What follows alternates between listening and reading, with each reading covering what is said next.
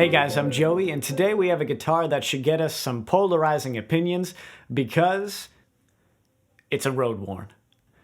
We've got the Fender road worn 72 Telecaster Custom. This one is from 2009.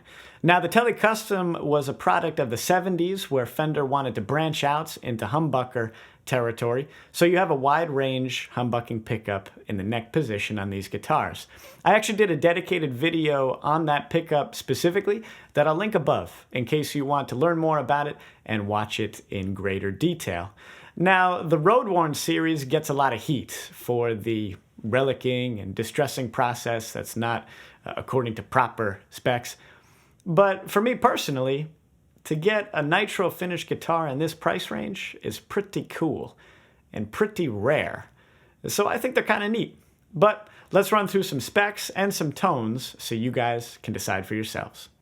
Starting up the headstock, you'll see we have the bold Tele Custom logo and the bullet style truss rod adjustment at the top of the neck here, and Fender's F-stamped tuners.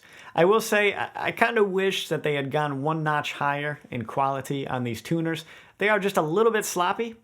I mean, they work, but I do wish that they were just one notch better.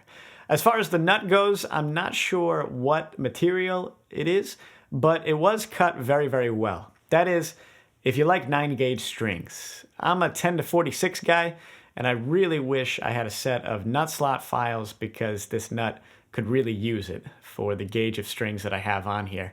The strings do kind of catch it in the nut a little bit, kind of affects tuning, and the height of everything is a little bit off, so intonation, especially on those first few frets, is a little bit on the rough side. But that's on me for putting 10-gauge strings on here. As far as the fretboard goes, it's made out of rosewood, 21 medium jumbo frets, and a 25.5-inch scale. We'll show you a picture of the back of the neck here. It's made out of maple with a skunk stripe. I'm not sure what the letter neck profile is, but it is very, very comfortable. You will notice that it has been worn down a little bit as part of the distressing process, which makes it very slick to play. Again, since I don't know specifically what neck profile this is, let's go ahead and give you some measurements so you have a rough idea what we've got here. We've got 42 millimeter wide at the nut, 51 millimeter wide at the 12th fret, 23 mil thick at the 1st fret, and 24 millimeters thick at the 12th.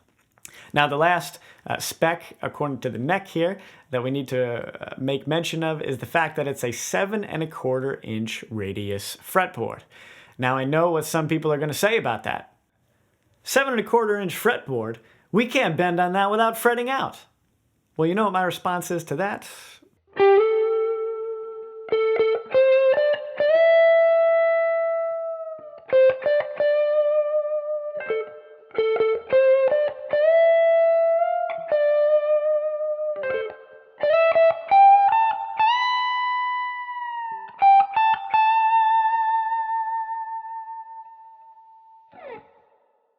So I don't know about you, but seemed pretty good to me. I actually really enjoy a 7.25-inch fretboard. I think they're very comfortable to play. That's what my Strat is. The trick with these is you've got to take your time in the setup and you'll be all right. I got this one maybe 90% to where I'd really, really like it, but at the moment, she still does pretty well. Moving on, let's look at the neck plate itself. It's the 70s style, so you do have the 3-bolt system.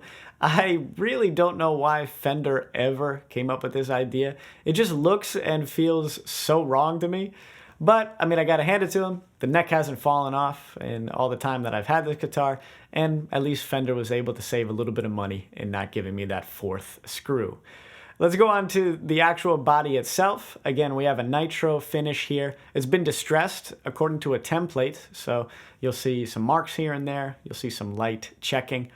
But the highlight on this body is really the front. That's where the Tele Custom really comes into its own as a specific model. We've got a 3-way selector switch at the top horn. We've got 2 volume and 2 tone controls, just like you'd find on a Les Paul, and that wide range humbucker in the neck position with the standard Tele bridge pickup. I think it's a great layout with lots of good combinations. It does take a little bit of getting used to because you know you're holding a Tele and none of the controls are where they're supposed to be. But once you figure out where everything is, it's all right. The volume and tone controls, those pots are rated at 250K. And as far as details on the pickups themselves, it's kind of hard tracking down that information. There's not a lot of documentation on these guitars. But my best guess from all the research that I did is that these are Alnico magnets. And that also goes for the wide range humbucker, interesting enough. Now, the pickups here, that's the one thing on this guitar that, in my opinion, could use a little bit of help. These pickups are a little bit weak, and not in the low output, cool kind of way, but more in the we're sad and lonely, weak kind of way. It's just my opinion, but especially on the bridge pickup, it kind of lacks some of that oomph and punch you would expect from a Tele bridge pickup. Well, guys, that's the specs, plus a little bit of ramblings from myself. Let's now get to some tones so you can hear for yourself how she sounds.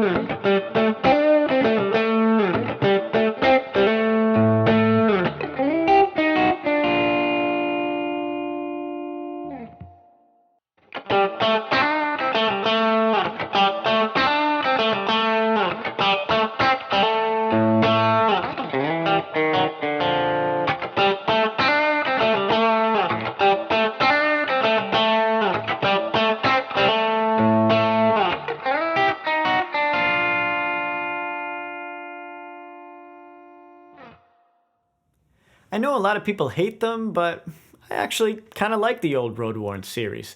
My brother has a Road Worn 50s Tele that he did a Brent Mason mod to. It's pretty sick. I'm going to go ahead and put a link to that video at the end of this one, in case you want to check that out yourselves. Let me know in the comments below what you think, not just of the Road Worn series, but 72 Teles in general, especially if you have one yourself. I'd love to hear about it. Be sure to like and subscribe, because we're always putting out cool new content, usually a video each and every week. So on that note, guys, until next time, thanks so much and take care.